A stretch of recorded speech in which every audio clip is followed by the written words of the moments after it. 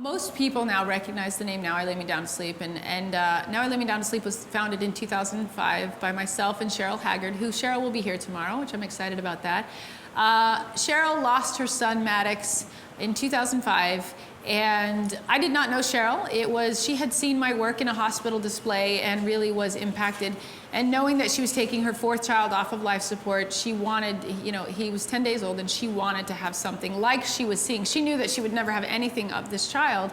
And so her husband contacted me, and it was through that session, and we'll talk a lot about that tomorrow, so I hope you do join. It was through that session that Cheryl and I bonded in a way that you very rarely get an opportunity to do. And we, in a very quick amount of time, founded Now I Lay Me Down to Sleep. I think from the standpoint of, I wanted every family to have this, and Cheryl knew families who were in the hospital who lost children at the same time she did that did not get anything like she had. And we created beautiful heirloom portraits for her that she has hanging all over her home. So we founded Now I Lay Me Down to Sleep, and we had very rapid growth. As I said, I think we were brought together because she had the grief that allowed her to pursue this, and I had the audience to share it, so I was able to capture photographers and get them involved. We grew very rapidly. We went from, there were 4 of us originally, to now having had over 12,000 people register.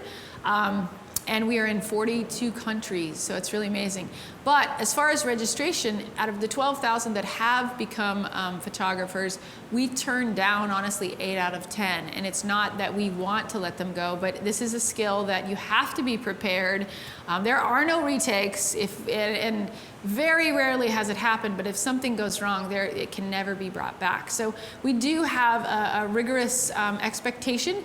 However, we're working very hard that all the people we've turned down, we've said, don't lose hope. There are other ways you can volunteer and help, and we want to train those photographers, maybe put them on a path that right now you can assist or you can be a part of this, but eventually we'd like you to be a shooter. If we could have had every photographer that's ever attempted to join us, we would be serving tens of thousands of more families. So we don't want them to be sad or disappointed. We just want them to understand that these parents really need to have that assurance that we're going to take care of them. So the long and the short of it is creativeLIVE has been so generous to allow us this opportunity to share this message.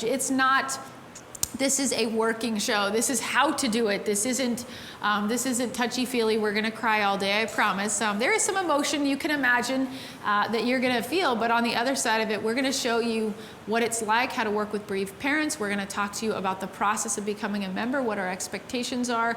We're going to take you through how to work with bereaved families, how to actually do the sessions. We're going to walk you through the lighting demos and things like that.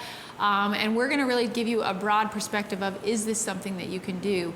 We need your help. I mean, honestly, 145 babies die every single day in the United States alone, and we have a low birth loss rate. So you can imagine across the world, families are losing children every single day, and we are the only link that they have to creating something tangible to hold on to. So creativeLIVE has given us not only the opportunity to share the message, which that enough would be alone, they have given us the opportunity to take the net proceeds from this event, and all of that will go back to Now I Lay Me Down to Sleep. It does not cross through my hands. It goes directly to them.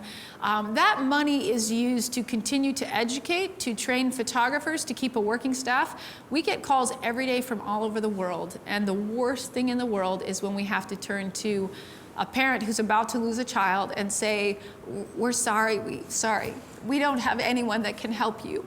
And to know that they're not going to get those beautiful images. So even if you can't be there, I would strongly encourage you to just buy the video. Even if you never watch the video, you're supporting an incredible organization. If you buy the video, obviously we'd love for you to look through it and to try to see if this is something that you could do. To close, most photographers we find have to hear about it 3 times before they're brave enough to do it. And there is no way to prepare you for it except to let you know that the first one is the hardest. And after that, once you do that hard session, and you will emotionally connect to that, when you deliver those images to that family and you see their reaction and you realize you've changed their entire life, for the rest of their life, they're going to go back to those images daily sometimes and cherish that. That's what we were talking about this morning, is that doing good things is the right thing to do. So I do hope to see a lot of you there. And you know, we hope that we hope we have great success with the sales of that DVD too, because it would mean something to me. So I appreciate that.